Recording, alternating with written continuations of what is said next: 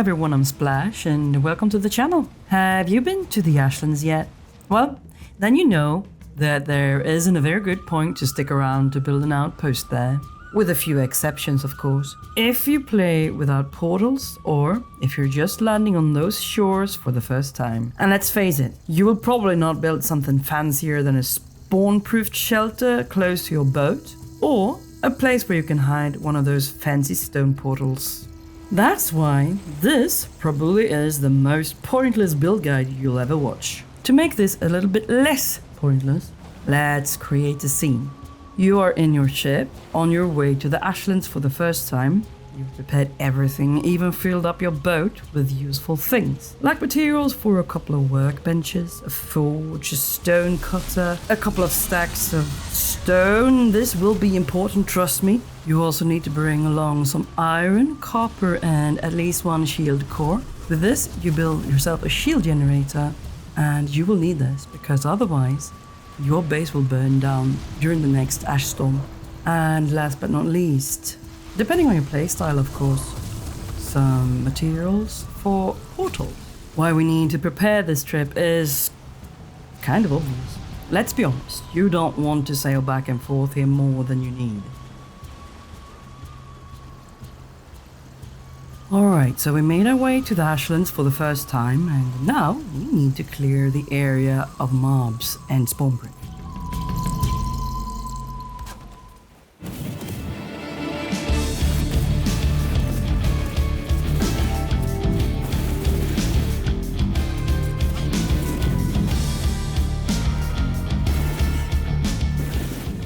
As soon as that is done, let's flatten an area where we can place all our stuff while we work. And sorry for this, it's more by habit than a real reason that I built the forge this early. We don't need it for quite some time. Most of the materials we will be using for this build is lying around all over the place by now, and this is both a curse and a blessing. If you don't want to constantly have a full inventory, press V to turn off auto pickup. Or, if you're a loot goblin like me, fill your coffers. Oh, and this is what we will be needing all that stone for. Everything but dirt walls will be destroyed instantly. And to make things perfectly clear, don't think you're 100% safe behind these walls either. Depending on the area, you might need to make the wall both taller and thicker than this, and you might even need to dig a trench on the other side. Alright. To make it easier for you to see and to let me fly around undisturbed while building, I've turned on dev command from now on. We will begin by clearing the area, but since we still can't plant these burned trees in Vanilla Valheim, I'll be leaving one for decoration. Let's start our actual build by placing these stone floor pieces in an octagon, snapping the outer corners together.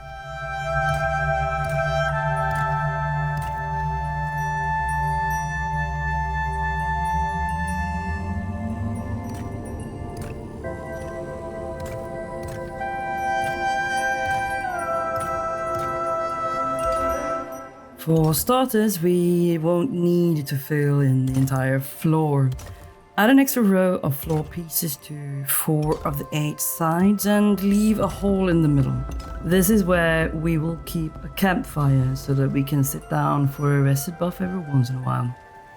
Our next step is walls. Snap these 4-meter graustein walls all around the octagon except for where you want your door to be.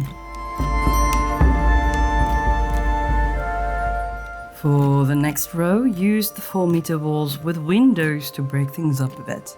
To avoid future problems with too many snap points, finish the border off with the graustein beams.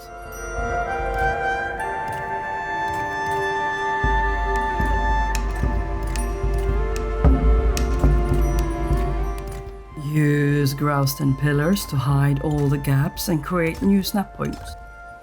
Keep in mind that you want them turned with one of the flat sides at a perfect angle between the 2 wall pieces.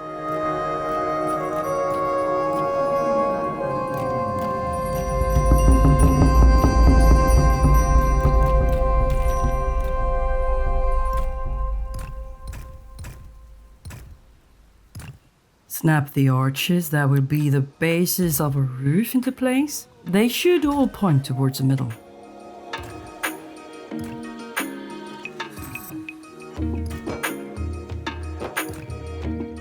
These stairs can, to be honest, be used for some really cute roofs here, but we are only needing them to create some new snap points. That's why we're only building the ones in the middle.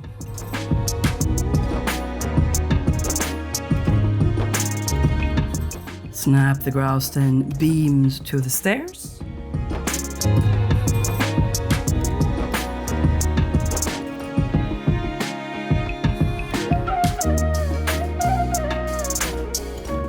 Then remove the stairs.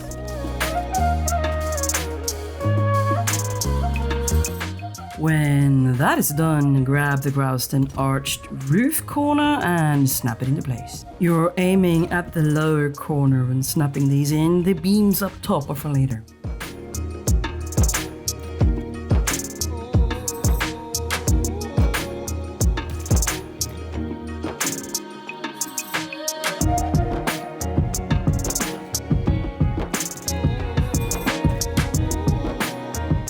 And like that, we have created some eyebrow dormers. So let's frame them for a cleaner look. Place the small Growston beam on top of the larger ones in the middle and snap the small arch into place from them.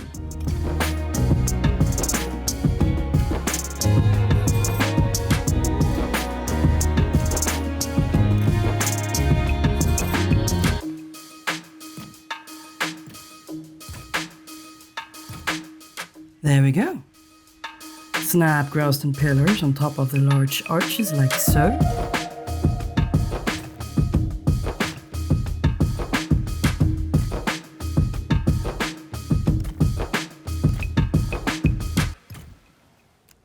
And then the next row of arches from there pointing towards the middle.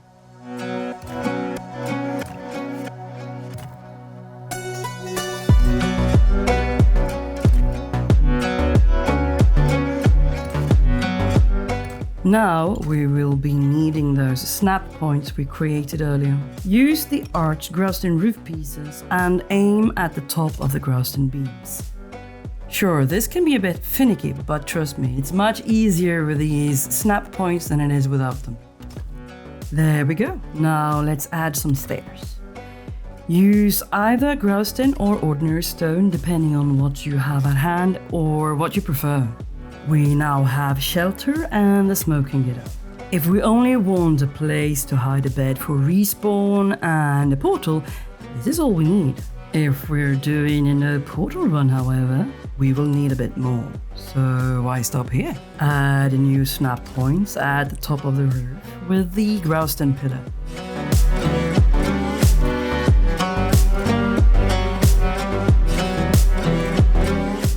You can of course use whichever door you want, but I am guessing that we eventually would have come across flare metal by now, which means that we could make this pretty door instead. Frame it with the ashwood arched wall and snap a half wall on top of that. If you want, you can add some ashwood beams and poles for a more finished look.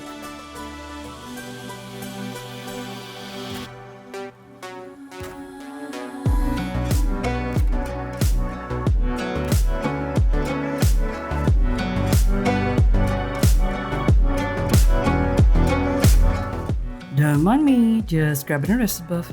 If we want to make this place more suitable for our portalist needs, let's start by adding a better cooking station. I'm gonna fill this hole in first. And maybe add some decorations here and there. Sorry, this is just me squirreling around.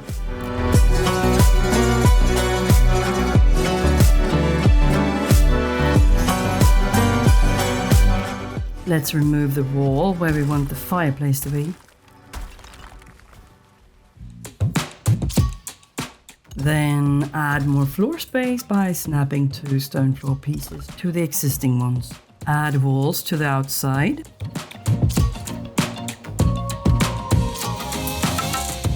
And snap the tapered pillars to the corners.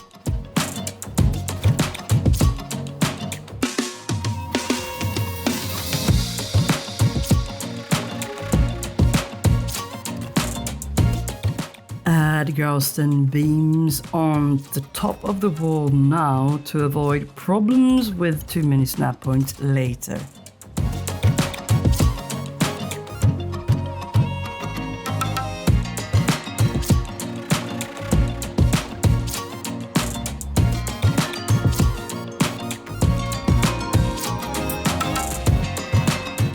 Then finish the corners with the inverted tapered pillar.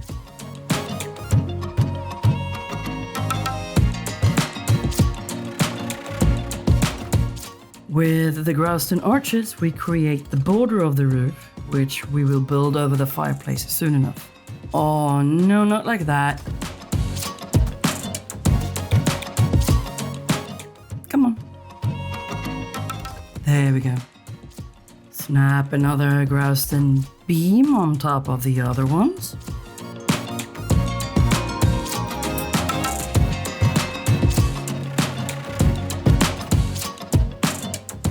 And as soon as the roof is up, we only need to add the hearth.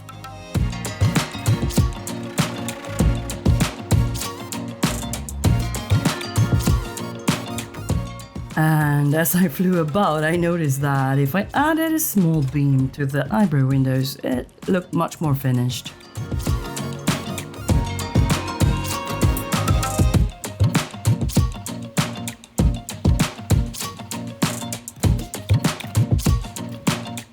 Make sure that the hearth sticks out a bit into the room or it will glitch through the outside of the wall.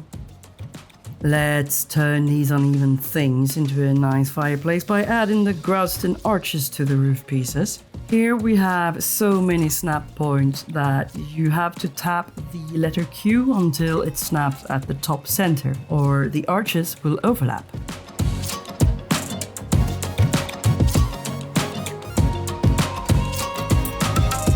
These pillars will also be a bit finicky, but it will work if you snap it to the top center. It'll work better, at least.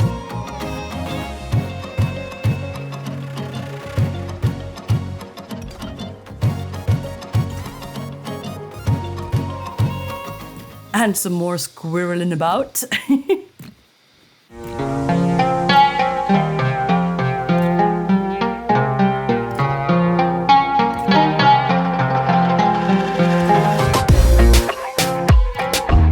This time around, we will be using the steep stairs for roofing. We want to sink the bottom stair into the center of the pillar. I didn't get it right the first time, hold on.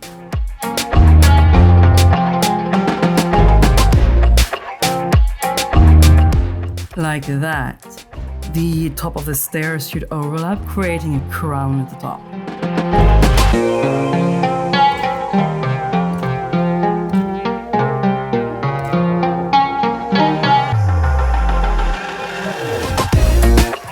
Let's just place a large pod on top of it all for a more finished look.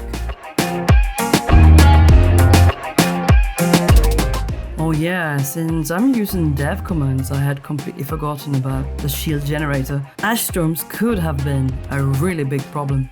Now, this is cozy and all, and we do get a pretty good rest buff, but not really practical if we're playing without portals. Let's make some room for all our crafting stations.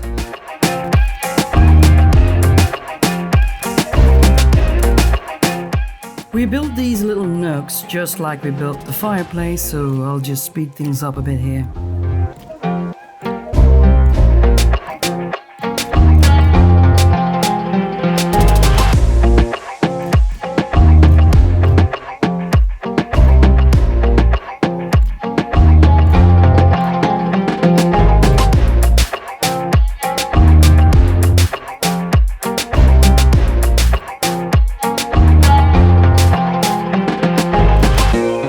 Here's where things are slightly different. Add another row of Gausten beams on this wall as well, then snap the inverted wall arch on top of it.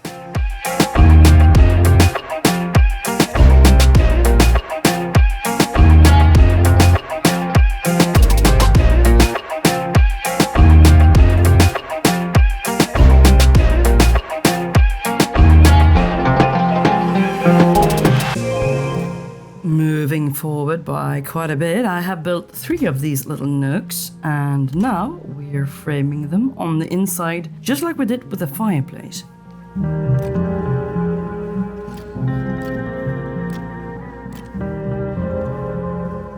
2 mini snap points.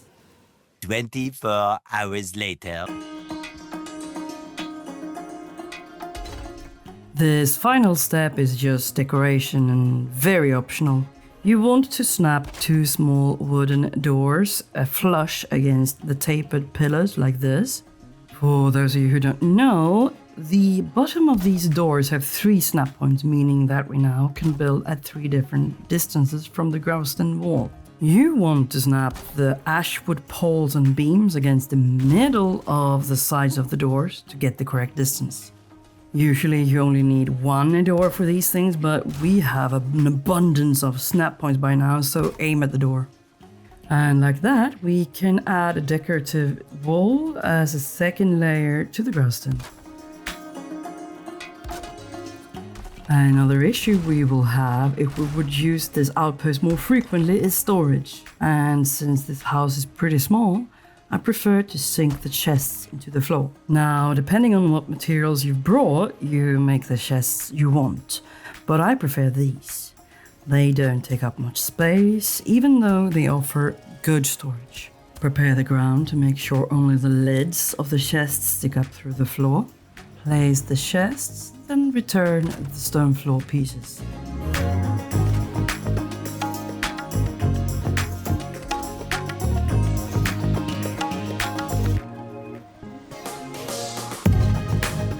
Now repeat this in 4 directions.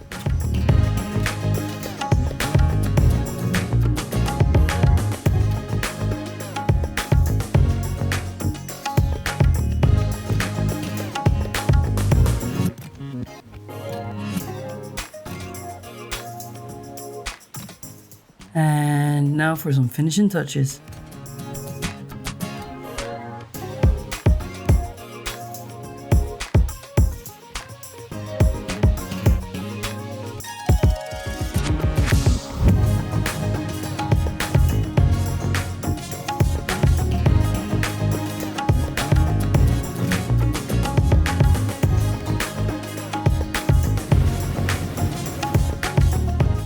Let's add a matching lamppost by the stairs leading out of our base. First, drop a Growston pillar, then press shift while placing a 1 meter beam as close to the center as you can get. With a beam in place, the Dverga pole lantern will not only end up at the perfect height, it is also easier to make sure it's centered over the Growston pillar.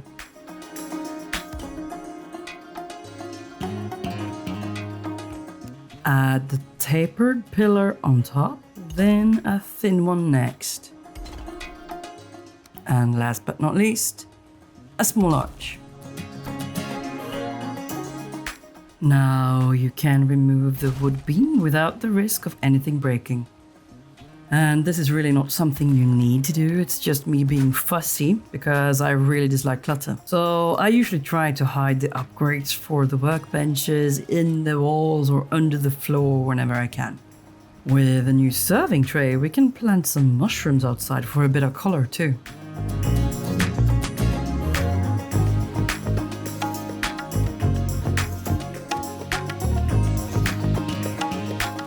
We can add some potted mushrooms inside the same way. And keep in mind though that if you place something wrong, you'll have to use the tray to remove it.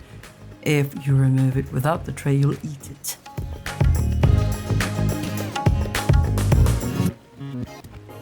Build a box around them with item stands to make it look like they're in a pot. You can add staffs or trophies to these item stands if you wanted to make that pot look even more full, but we're not going to do that right now.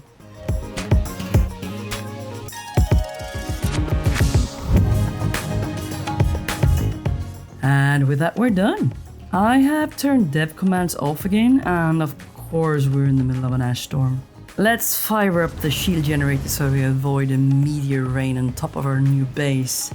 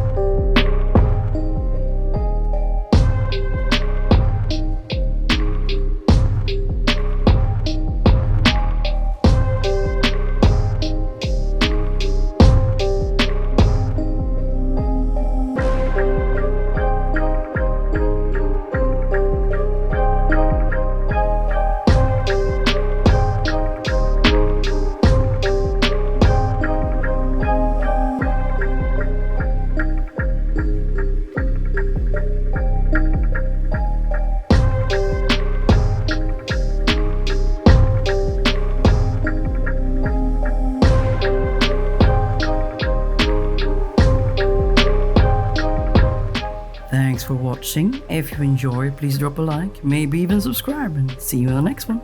Bye!